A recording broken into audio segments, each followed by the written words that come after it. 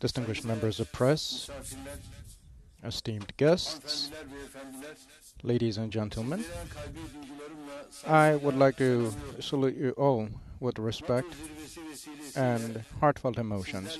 On the occasion of the NATO summit, I am very pleased to be with you all. I would like to thank you all very much for having participated to this summit. And I hope that the talks we held will be auspicious for our countries primarily and for the whole humanity.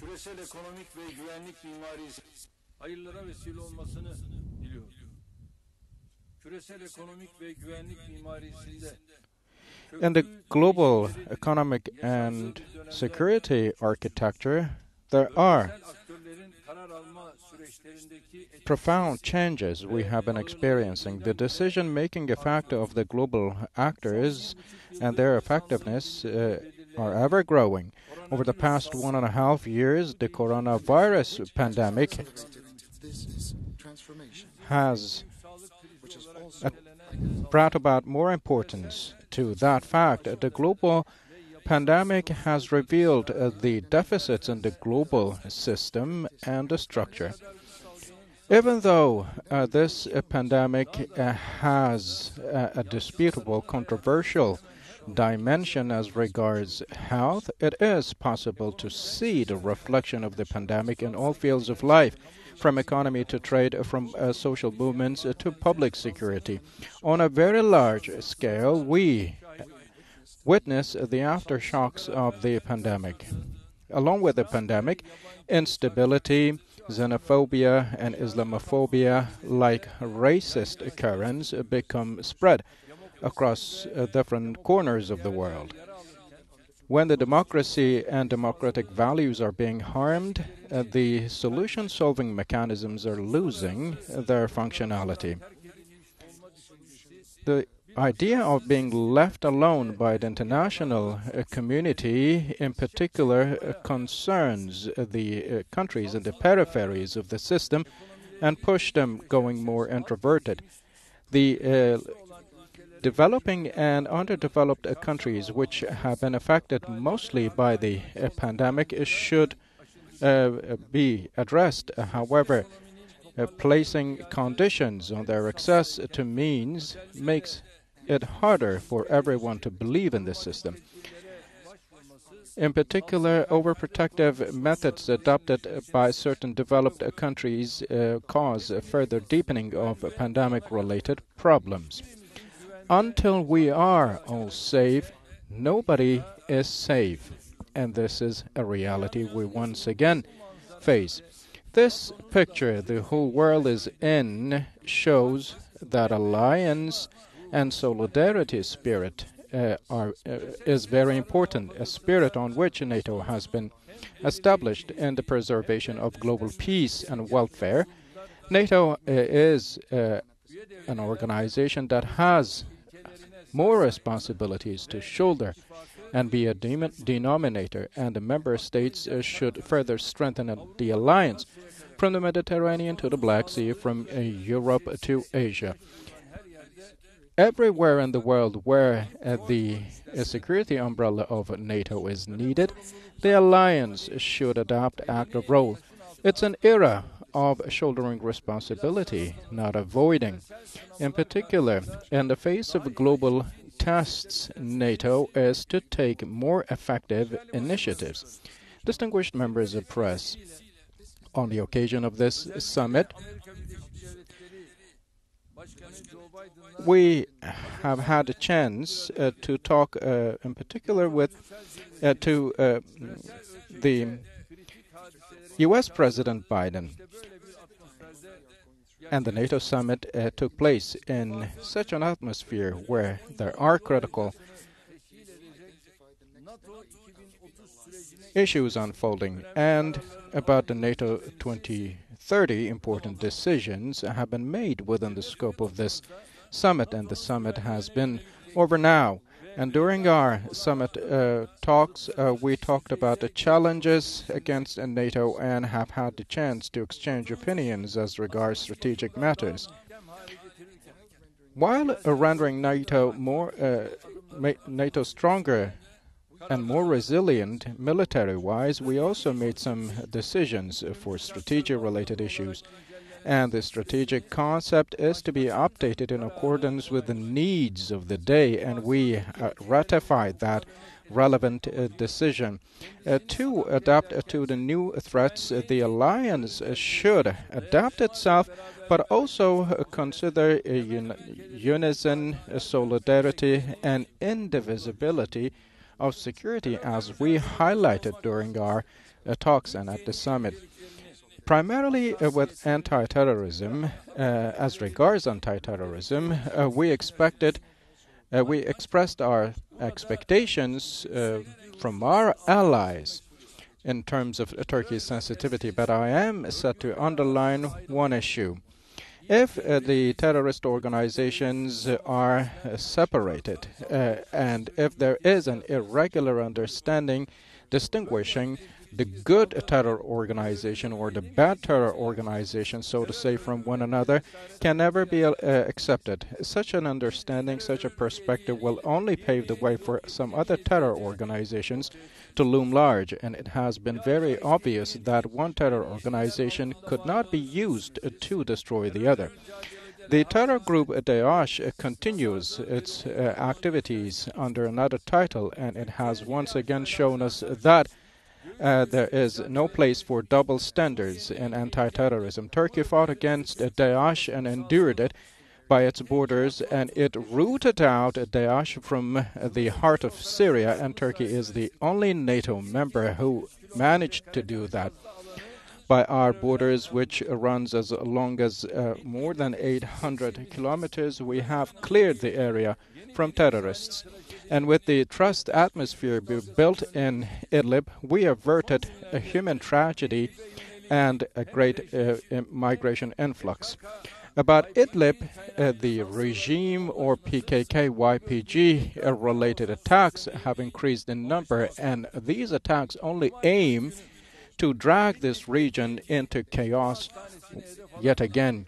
And on Friday, a YPG-PYD terror group targeted a hospital and wounded 32 civilians and killed many. Even this terror organization only is a bloodthirsty and ugly organization, and this attack of this terror organization alone is enough to show its ugly face. In our bilateral talks, and at the summit, we very clearly expressed that the support given to YPG-PYD should be ended.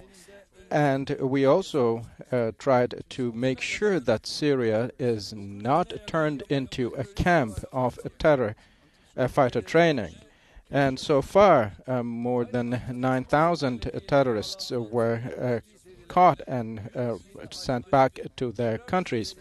And more than 100,000 suspects with terrorism, suspected of terrorism, were repatriated. And we know that many of those, unfortunately, freely walk on the streets and even organize some terror attacks in certain countries, and this is a great weakness. Not only PYD, PKK, YPG, or FETA, or Daesh, but Turkey has many efforts to stop terror organizations, and Turkey has been left alone. Even worse, our country has been almost alone, shouldering the heavy burden of irregular migration.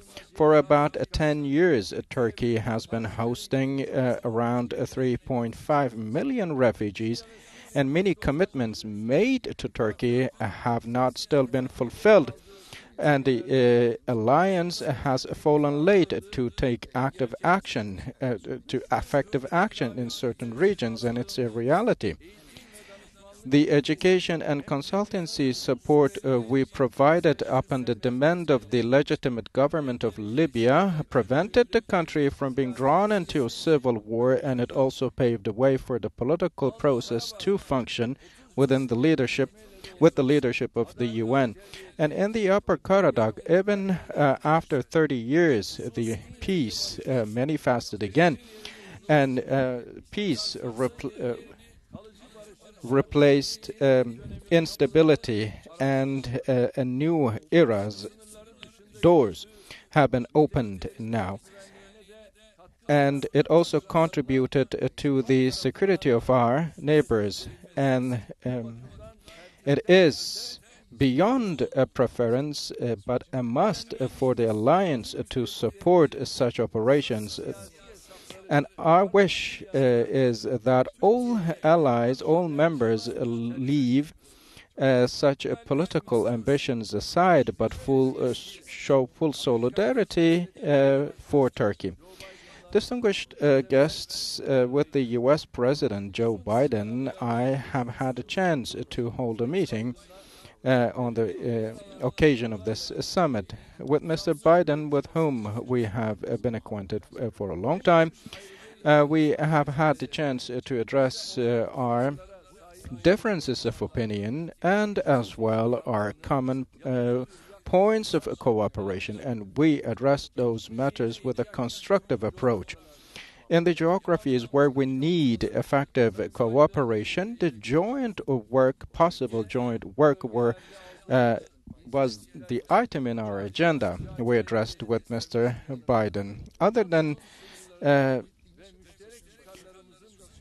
Turkey's acts in anti-terrorism,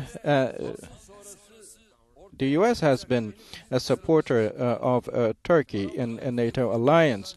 We talked about our economic potential and talked about possible steps to be taken forward to materialize the opportunities we have. As it fits for both allies, we are in terms to use our channels of dialogue to the fullest extent possible. Regional cooperation mechanisms we underlined should be revitalized. Finally, I have to say that it was a very fruitful and sincere meeting. In every field, it will be showing that there is a great will to start effective cooperation in each relevant field. And we will further expand the scope of our cooperation in the forthcoming periods with Mr. Biden. And we have underlined that in Turkey-U.S. relations, there's no matter we can solve. On the contrary, our room of cooperation is much larger than certain issues. The Europe and North Atlantic geography is peace, stability, and welfare has been contributed tremendously by Turkey and the U.S., and we believe that our sincere cooperation will continue in this regard. Distinguished members of press, another meeting we had within the framework of the summit was with the British PM Boris Johnson, and during our talks as strategic partners, we underlined the importance of our regional strategic cooperation and our will for the continuation of that, and we have mutually highlighted the importance of that. During the pandemic, we also talked frequently with German Chancellor Merkel, as you know, and this time, face-to-face, we have had the chance to address the matters from a much more comprehensive point of view. And with the Greek PM Mitsotakis, we decided to continue with the dialogue mechanisms we have revitalized. We talked about possible steps that will support a positive agenda, and we are in terms. And our talks, we said, should also take place tete-a-tete, bilateral relations, and even beyond, if necessary, we said there's no need to bring third parties in between us. We also had the chance to talk to the Prime Minister of the Netherlands and Spain, and also the French President Macron. With all these figures, we had a chance to address the European Union-related matters, and we came in terms to continue with our strategic partnership. Yesterday, I also had the chance to talk to the presidents of Lithuania and Latvia. And before the summit, which will take place on June 24, we exchanged opinions. And I would like to thank to both leaders for their support. And both leaders also reaffirmed their support in the Baltic region for Turkey's accession to the EU. We also had a meeting with the Hungarian Prime Minister Viktor Orban, and I would like to use this opportunity to thank to the Belgian government and the Secretary General of NATO, Mr. Stoltenberg, for having very successfully organized this summit, and I hope that this summit will benefit all. I would like to share my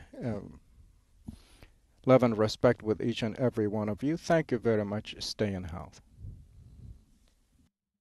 Mr. President, on your meeting with President Biden, did you agree on a deal for Turkey to keep troops to protect the airport in Kabul? And if so, what support will the Americans give you to do that? And secondly, did you offer any concessions to President Biden over the issue of the S-400s? And what did you say to him on that front? Thank you. Distinguished friends, as regards Afghanistan, we have expressed our thoughts very clearly, very frankly. And if Turkey isn't asked to withdraw from Afghanistan, if a support by Turkey is expected there, diplomatic, logistic, or financial issues considered, the support by the U.S. Then will be of great importance. The support by the U.S. to Turkey. And of course, it is not possible to leave the Taliban reality aside. There are some other talks we can sustain through different steps we might take. And in Afghanistan, there's an idea to also have Pakistan join us. We expressed that thought, and also expressed our thoughts as regards having Hungary on our side. So with these initiatives, we hope that the people of Afghanistan will not face any problem, and we can support them to the full extent. And now we have a common understanding, and there's not an issue and not a problem about this. What was the other question? As for hundreds,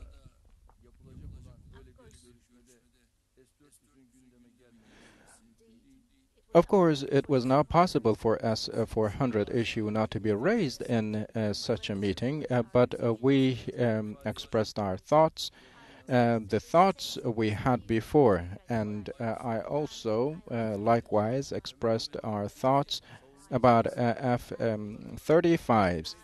And I hope, as regards the defense industry, we can further talk about our joint actions that can be undertaken. And of course, it's not done here.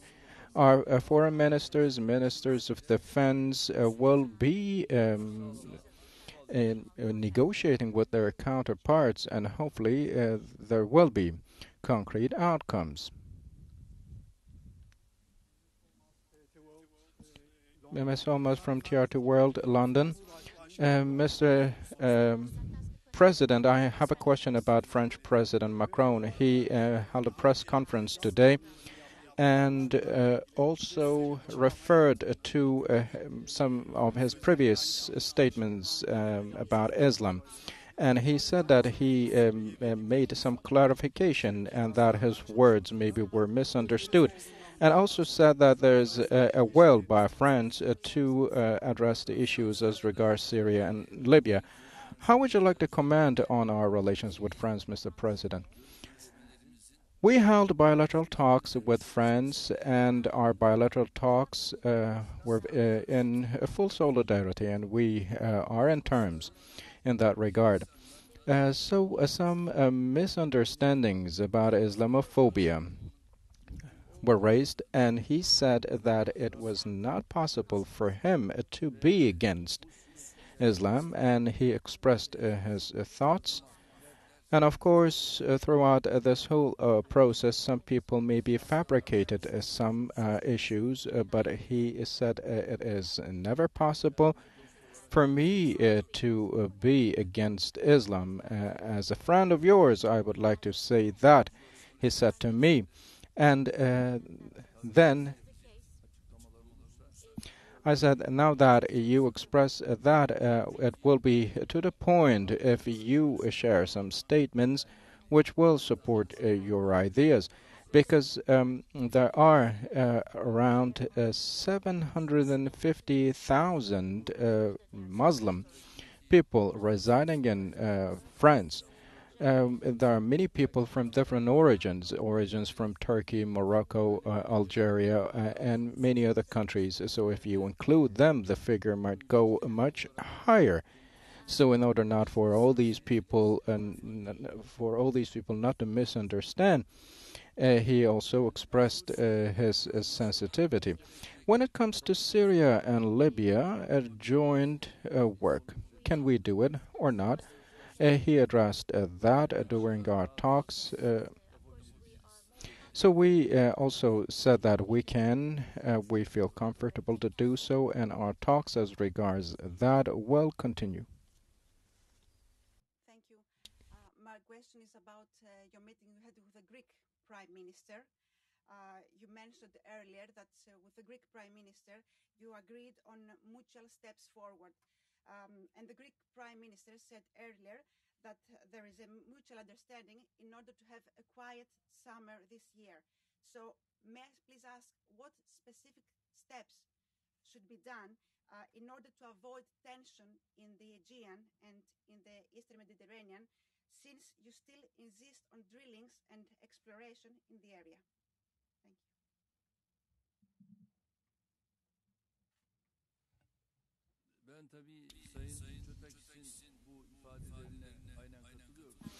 I agree with what Mr. Mitsotakis said,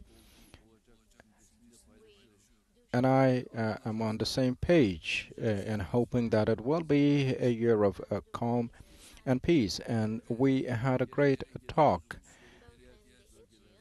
for the Aegean Sea and for the other regions. I said to him that third parties or countries should not be included into this issue's scope. If there is an issue, you can call me on my private line, and I can call you way back. So without any problem, as Turkey and Greece, we can jointly take our steps forward. And we can bring all the problematic issues onto the table, and colleagues assigned for that a specific issue or those issues will talk among themselves, and then we will make our decisions accordingly and take actions accordingly, I said. So we talked about some examples. So I said to him during the meeting, if about this or that issue, specific subject matter, we can address to that on mutual grounds and then remove it of our agenda. And if you have an issue to raise, you can bring it to our attention, and then we will remove that off table, and it will be a table of solutions, not a table of problems, I said to him. And this is possible in between both leaders, I said. Was there any other thing in your question? Humeira Pamuk from Reuters. Mr. President, can you please clarify a bit more about the memorandum or a deal as regards Afghanistan? Is there a concrete solution? And another question is about S-400s. You said that you expressed your thoughts, and the U.S. has its position, and you said there could be some possible steps that can be taken as regards the operations and S-400s, and also what can possibly come around about Patriots. So do you think this is a process, a period of repairing relations? Thank you, Mr. President. First things first, I have to say that this face-to-face meeting, our first face-to-face meeting, now has taken at the NATO summit. And of course, I have known Mr. Biden from before, for a long time. And this process in between the U.S. and Turkey has been addressed in our bilateral meeting. We had about a bilateral meeting of about maybe 30 minutes, and then we had our interdelegations meetings. And our thoughts about Patriots are very clear. These are thoughts well known. And about this, U.S. attitude also was clear. So the U.S. did not provide the Patriots back in time, and then we had to procure the S-400s. So this was the process. So what could be done in the defense industry together? Our defense industry ministers or our defense ministers or trade ministers and foreign ministers, we said during our talks today, could continue negotiating, and then accordingly we can undertake actions. And for economy, for trade, we used to have a target of $100 billion of trade volume. However, the current figure is about 23 billion, and we need to increase that much higher. And we are also in terms with Mr. Biden to further grow our trade volume. We also had a chance to address the vaccine-related issues. So I can say that we have had a very constructive meeting with Mr. Biden in our first face-to-face meeting.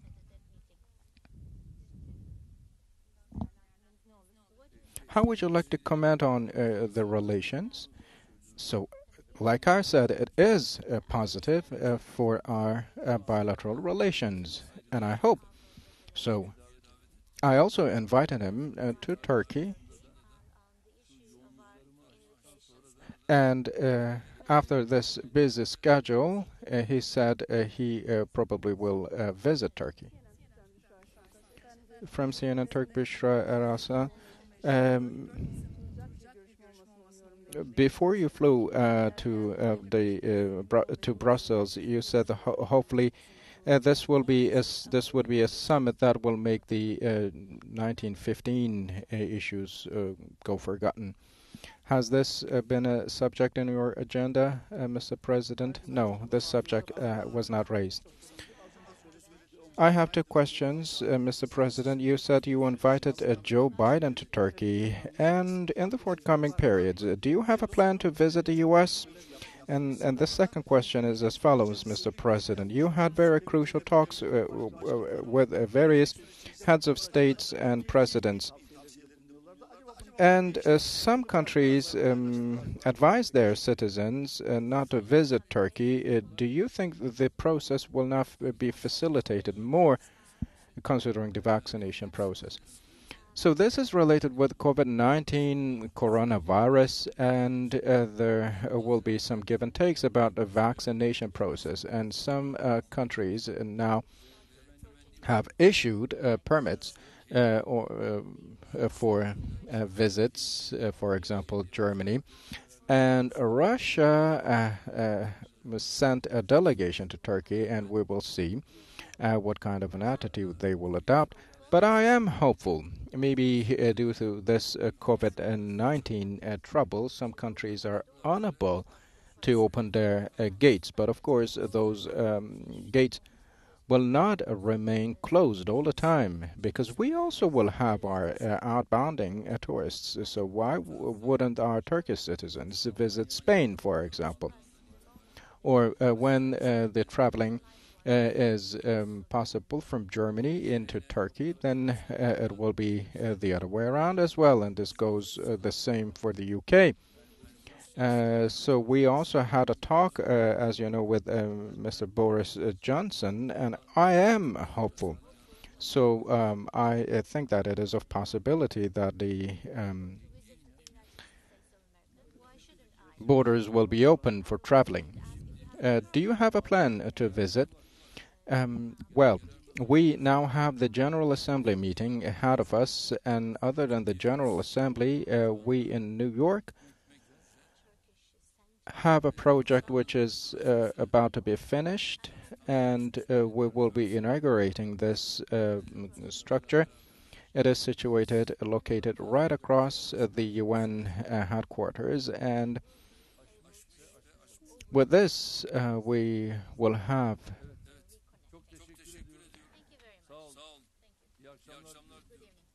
the chance to embrace our citizens there too.